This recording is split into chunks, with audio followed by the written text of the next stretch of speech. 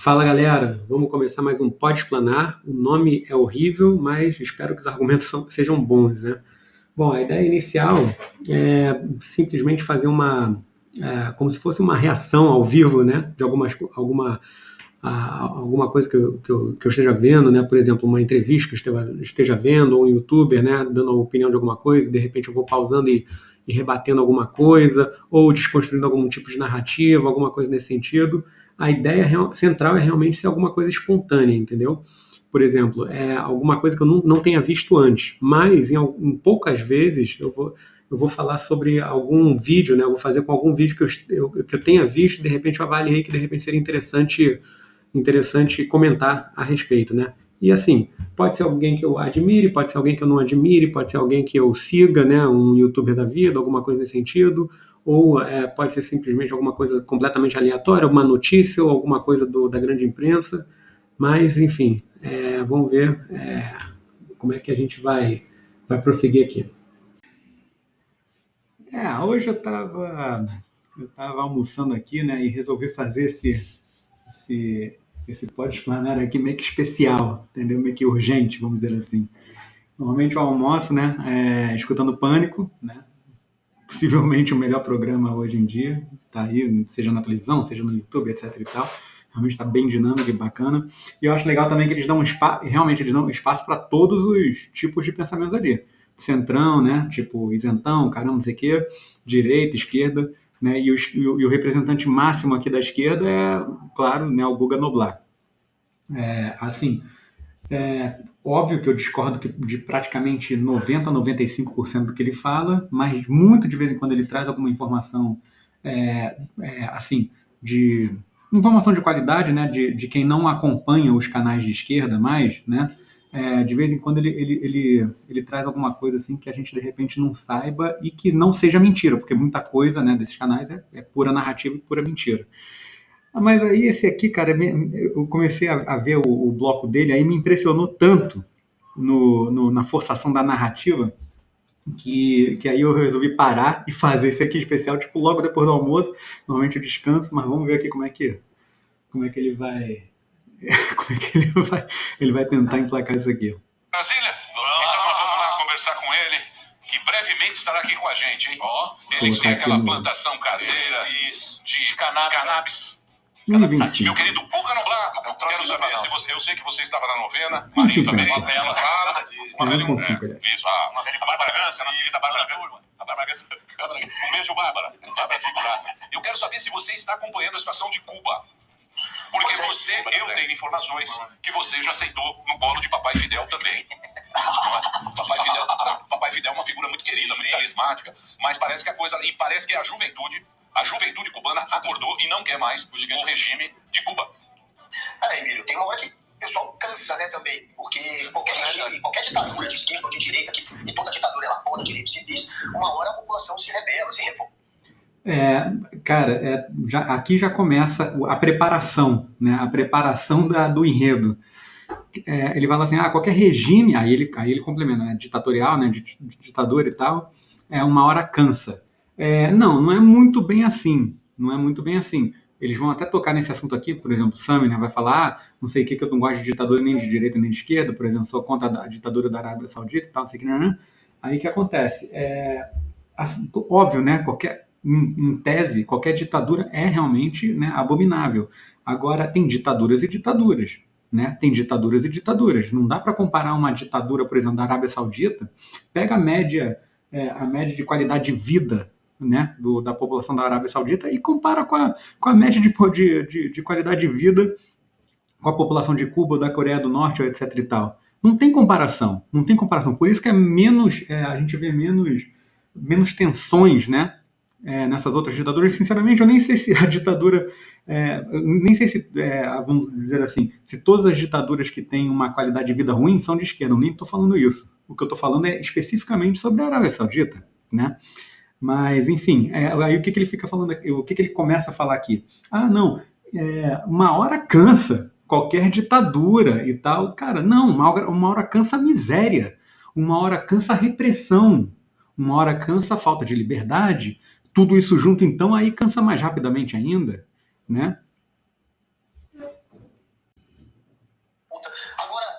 acontecendo sim esse movimento contra o atual presidente de Cuba, que também é um reflexo do momento que a ilha vive, né? Eles passam por uma grave crise econômica por conta da pandemia e também, claro.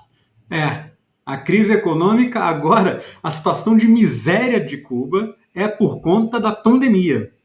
Por conta do embargo econômico que já foi estabelecido pelos americanos há mais de 50 anos, né? E a ONU, os países da ONU já pediram para os Estados Unidos abrirem mão desse embargo, pararem de pressionar os outros países a não fazerem negócios com Cuba. A ONU pressiona os outros países a não fazer negócios com Cuba. Me diz o seguinte, e os bilhões que a gente investiu no Porto de Marielle, etc e tal, blá, blá, blá, blá, blá, blá. Eu não me lembro de ninguém fazendo pressão nenhuma no Brasil naquela época para não fazer isso. Ninguém. Mas os americanos não escutam. Então, se você for ver o que os manifestantes pedem lá, são com mais direitos civis, o que está certo, e o governo cubano deve escutar isso, mas o governo americano tem que escutar o que eles também estão pedindo ali, que é o fim também do embargo, enfim, o fim dessa pressão americana, norte-americana, contra países que façam comércio com Cuba. Então, tem os dois lados, e o que eu acho estranho também, Emílio, é ver que o brasileiro, né, ele se comove tanto, né, com o que está acontecendo lá, e de fato é muito ruim. A gente vê que 100 pessoas foram detidas, foram 40 cidades, aconteceram manifestações em 40 cidades, e 100 pessoas, cerca de 100 pessoas foram detidas. Realmente isso aí não pode acontecer. A manifestação ela tem que ser, era uma manifestação pacífica, ela não pode ser reprimida com detenção. Agora, aqui no Brasil, a gente não está muito atrás. Eu acho que, na verdade, a gente até é pior aqui. Quando a gente for analisar o que acontece nas manifestações daqui, né, a gente vê que é pior. A gente teve um massacre de Eldorado dos Carajás, uma dezena de militantes do MST foram mortos, nunca aconteceu nada com a polícia. Agora em Recife, 2 ficaram cegos numa manifestação pacífica. Esse é o problema, não só da canhotada, mas também dos isentões. Eles querem equiparar as coisas sem a devida proporção. O que acontece? Pelas imagens que eu vi, que foram poucas imagens, inclusive, as manifestações de Cuba, eu não vi, por exemplo, os manifestantes serem violentos, né? Ser sei lá, uma manifestação violenta e tal, não sei o quê, saindo quebrando tudo e tal, não sei o quê. De repente teve um ou outro vídeo que eu acho que eu vi tombando um carro da polícia, sei lá, alguma coisa nesse sentido. Mas ele querer comparar com atos de praticamente terrorismo do MST, que realmente não tem como conter de outra forma, a não ser com força policial, ou então as manifestações de esquerda, que na maioria das vezes é sim violentíssima, a gente viu as imagens que aconteceu em São Paulo, na Consolação, etc e tal, cara, é um absurdo. É um absurdo. Então aqui o bicho pega também. Aqui o bicho pega, e aí detalhe, aqui não teve morte nenhuma, mesmo com essas manifestações extremamente violentas, não teve morte. Aqui é até mais violento do que lá no Chile. A gente teve 34 mortos nas manifestações que aconteceram do ano passado para cá. As poucas imagens também que eu vi do Chile, a manifestação estava muito além do limite aceitável de qualquer tipo de manifestação popular. Muito além. Provavelmente também foi em função de alguma coisa para conter um pouco a barbárie. Nos Estados Unidos, nas manifestações antirracistas, foram 19 mortes. Então, assim... Porra, essa aí eu nem falo, é só pegar imagens. Essa aí tem bastante imagens. E a maioria vai ter um fogo de fundo. A gente tem que se comover, a gente tem que se revoltar com o que acontece em Cuba, mas a gente também tem que ter esse mesmo peso na hora que a gente viu o que acontece aqui no Brasil, o que acontece nos Estados Unidos. E eu acho que as pessoas aproveitam um pouco do que acontece ali em Cuba para tentar potencializar toda uma série de críticas que eles já carregam contra o regime cubano. Enfim, existe tudo, né? Existe uma marcação também. O Instituto Samidana, ouvindo o Jornal da Manhã, ele, tudo bem, tem essa narrativa, que a culpa é dos Estados Unidos, que tem um embargo, essa conversa é um bode expiatório que qualquer ditadura tem que ter. Se a situação tá ruim, você culpa alguém. De preferência que você não pode fazer nada, que você é um oprimido. Coitado. Sim. A lógica marxista da essência. Mas o Samidana fez o levantamento e parece que esse embargo é meio conversa mole. Na verdade, primeiro que eles fazem, tem um percentual negociado dos Estados Unidos. Mas mesmo assim, Cuba exporta, por exemplo, 30% do PIB. Né? O PIB de Cuba, 30% é transações internacionais. Mesma coisa que o Brasil, por exemplo. Então, não é verdade essa questão do embargo. Claro que o problema de Cuba é uma ditadura. Aqui já destruiu. Já destruiu essa narrativa de os embargos é por isso que é miséria e tal, e blá, e blá, e blá, e blá, e blá. Por exemplo, repudiu todas as ditaduras, as de esquerda e as de direita, como é o caso da Arábia Saudita. Agora, Guga, aqui no Brasil, como tem defensor de Cuba, hein? Eu abri o Twitter, você tem uma avalanche. Você não acha que isso afasta, pelo menos, o Marinho, o Emílio fala, esses 100 milhões de brasileiros? Se fosse um dos 100 milhões de brasileiros que estão aí perdidos, ver alguém flertando com uma ditadura e apoiando, eu me distanciaria. Você não acha ruim para a esquerda isso? Isso aí vai ser a pedra no sapato do Lula na próxima eleição. Claro que já estão construindo essa narrativa anti-Lula, anti-PT, dizendo que, olha, o Lula... Estão construindo essa narrativa. Vamos só para complementar. E o PT, de fato, eles têm uma narrativa pró-Cuba, sempre foram aliados de Cuba. Olha como é que ele usa os termos, na verdade, os termos errados, né? Para uma situação verídica, no caso. Ele está falando que vão construir a narrativa de que Lula e PT são, né, aliados de Cuba, ou alinhados com Cuba, etc. E tal. Não é narrativa isso. Não é narrativa. Isso é fato. Isso é fato. É só pegar algumas postagens recentes, inclusive, dos integrantes do PT, do Lula, todos esses aí, e é só verificar. A imprensa, na maioria, tentando inclusive, colocar as manifestações. Eu vi isso de cara no MBL. Colocar as manifestações como se fosse manifestações pedindo, no caso, né, mais vacinação, etc. e tal, e contra a gravidade dos problemas decorrentes da pandemia. Não era isso. Era gente gritando por liberdade. E, mais uma vez, saíram em defesa de Cuba. Eu acho que, claro que isso aí é um teto de vidro para o PT, isso vai tirar ponto. Agora, se a gente for comparar os 14 anos de Lula, de Dilma e de PT na presidência com os 2 anos e meio de Bolsonaro, a gente vai saber quem de fato ameaça a democracia, quem de fato está colocando... Realmente. Nem o Emílio se conteve nessa aqui. Ele já vai começar a esculachar aqui, já vai sair. Cara, ele quer comparar... Ele acha, na verdade, né, que os 14 anos do PT, que praticamente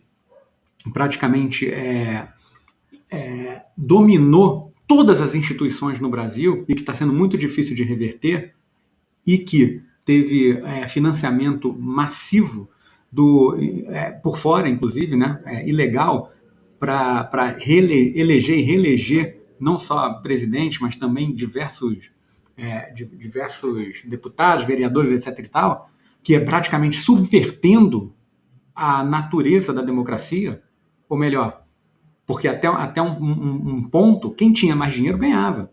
Recentemente que a gente está conseguindo quebrar isso. Por quê? Porque ninguém controla as redes sociais. E aí ele quer comparar isso a algumas falas autoritárias, quer dizer, nem acho que são autoritárias, mas assim, algumas falas, de repente, tiradas de contexto do Bolsonaro. Aí também não, né? 14 anos de PT. Alguém em algum momento achou que a democracia estava nisso de fato? Claro, vocês temeram pela democracia, como estão temendo em 2 anos e meio? Sim. Eu acho que não. Sim, todo mundo achava. Nada se compara ao que está acontecendo. Mas você quer comparar o Brasil com Cuba? E a gente podendo falar que qualquer coisa faz novena... Presidente... A não ser que ele esteja se referindo ao STF. Aí eu até dou essa razão a ele. Se ele estiver falando que realmente a gente não tem democracia hoje em dia porque o STF está ditando todas as regras do país, aí realmente eu concordo com ele até. Mas não é isso que ele está se referindo. Você quer confrontar a cabeça? Você quer comparar isso com Cuba? Pelo amor de Deus, Guga. Aí também nós não vamos discutir. Você só fala uma coisa, você está dizendo que o Brasil, a democracia brasileira, é igual a de Cuba aí? Eu não disse isso, Emílio. Eu disse que a gente sentiu pela primeira vez a democracia ameaçada desde o fim da ditadura. A gente não, só a canhotada. Só a canhotada, a imprensa, os partidos de esquerda, os parlamentares de esquerda, só esses que se sentiram ameaçados. O que a gente sentiu, ou melhor, o resto do Brasil, o que está sentindo é uma ditadura instalada do STF. Onde isso? Essa discussão, fala uma coisa. As Forças Armadas, elas tiveram agora uma crise. Uma crise militar criada pelo Bolsonaro. Uma crise militar criada pelo Bolsonaro. O Bolsonaro simplesmente aproveitou que forçaram a saída de alguns ministros dele, modificação, etc. e tal, para fazer as modificações que ele queria. Porque antes ele tinha feito a composição para tentar mais ou menos agradar o Centrão. E aí, como impuseram isso, ou ninguém se lembra, né, do Weintraub, que teve que sair, a força, etc. e tal, o Salles também, então, isso aqui. Aí ele aproveitou e formou o que ele achava que tinha que ser feito. E que, na minha opinião, foi até uma mexida boa, porque desde então a gente não viu mais pelo menos o Alexandre de Moraes vindo com tanta voracidade em cima das questões que ele queria impor. né? Eu acho que foi uma bela mexida. Colocar a gente aliada aos interesses dele, inclusive eles agora fizeram uma carta semana passada. Não é aliada aos interesses dele, são pessoas que estejam minimamente prontas ou dispostas a contra-combater o que estava sendo feito. Não é interesse dele, é interesse, inclusive, dos brasileiros, não é dele, não. Sinto lhe informar, Guga. Dizendo que estão, sim, que a CPI está sim chegando no limite. Fizeram uma carta que foi considerada uma ameaça por toda a CPI. Não é possível, vocês não estão acompanhando o que está acontecendo na CPI. Uma carta considerada ameaça à CPI. Cara, engraçado que ele não toca no assunto, quando ele expõe, né, essas coisas, ele não toca no assunto que, dentro da CPI, o presidente da CPI praticamente chamou as Forças Armadas inteiras de corrupta, ou pelo menos cúmplice de corrupção. Cara, tem limite, mas só que ele conta com a imbecilidade da gente. Vou conceder aqui que os tambores golpistas estão rufando no horizonte, mas uma coisa não dá para comparar com uma ditadura na prática, se vem oprimindo há décadas a fio um povo que está marginalizado e finalmente se rebelando contra esse regime. Esse é outro que não toca no STF. Eu nunca vi esse cara, o André Marinho, falar um ai sobre o STF, sobre tudo que o STF faz aqui. Nunca vi. É sempre o governo, tambores rufando, sempre o governo, sempre Bolsonaro, sempre o governo. Então, a gente vive uma democracia. Aí eles não vivem. Eu não estou comparando com o regime da gente com eles. E eu acho que qualquer jornalista, qualquer influenciador, qualquer pessoa que tem o mínimo de senso de democracia tem que defender sempre uma república. E Cuba hoje vive uma ditadura. Eu não estou comparando o regime de lá com daqui. Estou comparando a maneira, quando eu comparei, foi a maneira como a gente trata os manifestantes, por exemplo. As manifestações... Pera lá. A crise institucional ainda está no campo retórico e não está formado. Pera lá. Mas isso aí... Sinal amarelo tá ligado. Não, pera lá um pouquinho. Tudo bem, eu respeito o político. Sinal amarelo tá ligado, cara. Da onde você vê isso? E eu quero saber se você tem tanto rigor assim em analisar que sinal amarelo tá ligado por causa de tais atos, ou tais sinais, ou tais falas, ou tais o que e tal. Por que você não fala sobre as ações concretas do STF? Que esses sim são ditatoriais. Por quê? Eu desafio qualquer um a achar uma fala contra integrantes do STF, criticando minimamente que seja. O político, ele quer devotar a narrativa, cada um acredita na sua narrativa, dane-se. Mas até aí, você falar que o exército, tá, não sei o quê, do judiciário ninguém fala. Ninguém fala nada. Ninguém dá um review. Ah lá. Pode mandar prender esse. Isso não tem... Mas se pede sinal ditatorial com o STF, ninguém fala. É normal porque esse sinal tá... Cara, essa parte eu nem tinha visto. Por um acaso tá ligado mesmo com o que eu tava pensando e falando, né? Entendeu? Isso aí ninguém fala. O STF pode fazer qualquer coisa. O STF, porque... Mas eu não sou candidato. O STF pode. Pode prender o que ele quer, pode soltar quem ele quer, pode fazer qualquer coisa. Pega a Constituição lá, faz assim com a Constituição e tá resolvido. E vocês me forçam a lembrar, as condutas do STF algumas são tão totalitárias e invasivas até certo ponto das liberdades das pessoas que eles de fato estão ali em cima, que, porra, me custa lembrar vocês da questão da lava-toga melada pelos bolsonaristas que agora ficaram... Olha, cara, é impressionante. Quando eu achava que de repente ele ia me destruir, tentando criticar o STF, não, ele interrompe a crítica, que estava quase sendo uma crítica, quase, mas estava muito ali na borda. Aí o que ele faz? E já vi isso, ele fazendo isso constantemente. Aí ele chama aquela situação lá do lava-toga que estava sendo tentada, né, lá no início, né, do governo, etc e tal, pelos senadores que, sinceramente, eu acho que não ia vingar essa lava-toga, não ia vingar mesmo, ainda mais depois que a gente viu tudo que foi feito, tá? Aí o que acontece? Aí ele puxa aquilo, aí tenta colocar novamente no colo do governo a situação de ter melado a lava-toga. Se tivesse tido a lava-toga, nada disso teria acontecido. É muito impressionante. Essas situações erradas não fazem você a única via institucional você fala para poder fazer.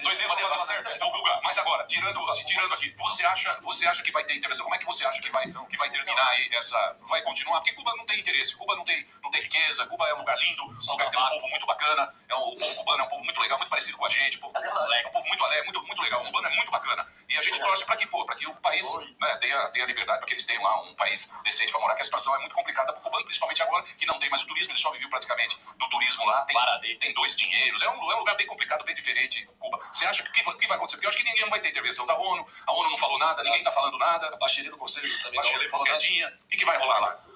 Eu acho que se continuar uma pressão popular ali, pode ser que eles consigam algum tipo de reforma política, que é o que eles desejam. Eles querem escolher no voto popular os líderes da ilha, né? O presidente e todos os outros, enfim. Eu acho que pode ter algum tipo de... Eles já têm conquistado, né? Eles já tiveram reformas políticas, eu acho que pode ser que eles consigam progredir ainda nisso. Agora, não sei se vão conseguir simplesmente derrubar o regime comunista ou tirar o Partido Comunista do poder.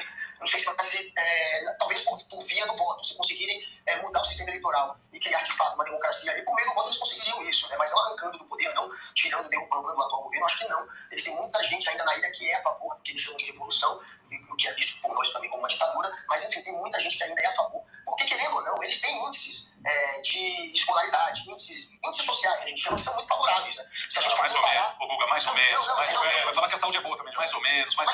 A saúde lá é equipamento dos anos 60. A comida é um pedaço de pão. Aquele documentário que a gente comentou, você viu, Guga? O Cuba e o Cameraman é de um cinegrafista americano, tá na Netflix. E aí ele vai, durante 40 anos, e vai mostrando. Aí você vê como foi a decadência de Cuba e como virou uma falácia essa questão de prosperidade. Eles não têm nem água encanada, não tem nem o próprio banheiro, falta de alimentação, problemas de saúde, educação também acabou sofrendo. Educação, eu acho que dos três é o menos problemático, né, comparativamente. Mas vale você ver, o cara era amigo do Fidel, e aí ele mostra a trajetória, ele acompanha algumas famílias, muito bom. É bom e muito bom. Esse documentário, pra quem quiser assistir, tem no Netflix, chama Cuba e o Cameraman. Não sei se é o Cameraman, Cuba.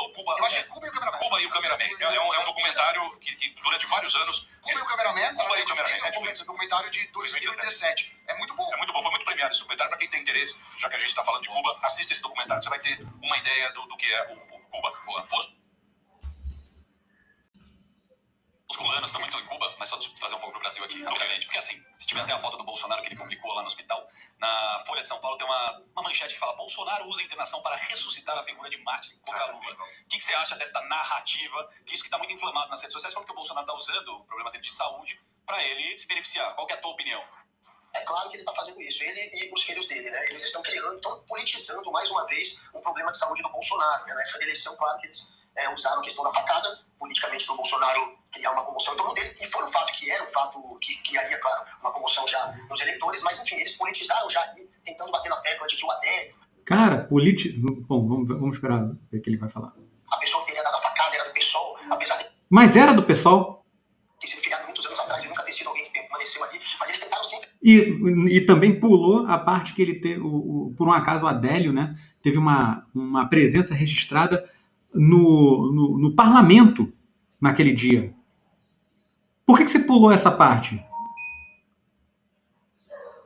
Criar essa narrativa, não, foi uma coisa do PSOL, e agora, mais uma vez, ele voltou, inclusive, a citar o Adélio, dizendo que o Adélio era do PSOL, e que o PSOL é o braço esquerdo do PT, então tentando ligar o PT, o Lula, essa história. Mais uma vez, o Bolsonaro, claro, está tentando politizar, está tentando queimar adversários e criar uma comoção em torno dele. O Bolsonaro está com a popularidade muito baixa, né? As pesquisas mostram que ele pode perder, inclusive, no primeiro turno. Essa é a aposta do Kassab. O Kassab agora aposta nisso. Ele vai lançar o Rodrigo Pacheco candidato, apostando que o Rodrigo Pacheco vai tirar o Bolsonaro da eleição já no primeiro turno. Eu também acho que essa situação da popularidade realmente é muito curiosa. O Lula, né, com as pesquisas e tal, não sei o quê, né, leva no primeiro turno mais de 50% da população votando nele e tal, não sei o quê, só que ele não consegue sair às ruas, né, sem ser xingado, sem ter até manifestações e tal, né, sem ser incomodado. Ninguém dá a mínima bola para ele dá entrevista exclusiva, né? Outro dia alguém do meu grupo de WhatsApp mandou, né, e tal, não sei o quê, alguma coisa lá sobre a audiência, né, do Lula. Cara, aí depois realmente eu fui verificar, assim, de vídeos, vamos dizer assim, vídeos consolidados, ou melhor, vídeos que já tinham saído há 1 dia, há 2 dias, para ver a quantidade de views, né, que tinha o vídeo. Então, quer dizer, tinha, assim, entrevista exclusiva para a Rádio Bandeirantes, 2.100 views em 1 dia, o outro lá com 10 mil views. Cara, o Bolsonaro faz uma live e tem 120 mil views simultâneos. Depois que essa live termina, o vídeo fica lá e tal, não sei o quê, vai para 300 mil, 400 mil visualizações. É muito curioso esse caso do homem mais popular do Brasil não ter audiência e não poder sair na rua. Mas é a aposta do Kassab. O Kassab sabe o que faz também, gente. O Kassab quer eleger bancada. Mas vamos falar a verdade. Mas vai eleger bancada, vai fracionar o voto da terceira via em nome de ego, de poder da bancada dele, ter acesso ao fundo partidário, enfim. Muito bem, a verdade é uma só, meus queridos, não tem político bonzinho. Não tem, não. Eles sempre vão usar qualquer coisa em benefício do seu voto. Exatamente. O seu votinho vale qualquer coisa. Guga, muito obrigado pelo papo. Guga Noblar falou com a gente diretamente de Brasília, trazendo as últimas informações. Ele que acredita no embargo americano. Hoje é dia do humor mesmo. Ele no clima do humor hoje. Você só vai pra Varadeiro, né, bonitão? Ele vai lá no resort. Vê se ele vai. Na van ele não vai. Eu já encontrei ele mergulhando com a família Castro. Exatamente. Família Castro tem bons mergulhadores. Fumando um Coíba, tomando um cubano, que é o melhor do mundo. É aquele chapéuzão Panamá. Charutinho que rola na coxa. Tomara que a gente possa realmente ver Cuba, que é um lugar lindo, um lugar fantástico, praias maravilhosas, um povo muito legal, que povo bacana que é o cubano. Tomara que eles consigam sair dessa. Obrigado, viu, Guguinha? Obrigado pelo papo. Valeu. Bom, desastrosa tentativa de girar essa situação de Cuba. Eu acho praticamente impossível eles conseguirem, né? Eles conseguem muita coisa, né? Eles conseguem distorcer muitas coisas, mas essa situação de Cuba aí, realmente eu acho muito difícil. Inclusive, eu acho assim, quando chegar mais próximo da eleição, que a gente está vendo inclusive na Argentina, né? Eu acho que vai acabar sendo, a Argentina vai acabar sendo um cabo eleitoral para o Brasil. Entendeu? Porque a gente está acompanhando também o que está acontecendo na Argentina.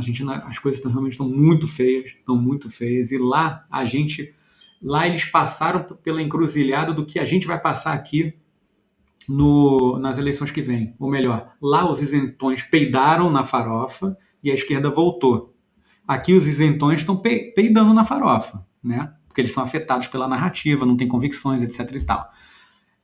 Então, talvez essa situação, a gente vendo o que aconteceu e o que está acontecendo com a Argentina, faça os isentões terem um pouquinho de medo, né, das reais consequências da esquerda, e eles, de repente, penderem para o lado do Bolsonaro, especialmente no segundo turno. No primeiro turno, acredito que não. Acredito que eles vão mesmo votar em qualquer um, etc. E tal, não sei o quê.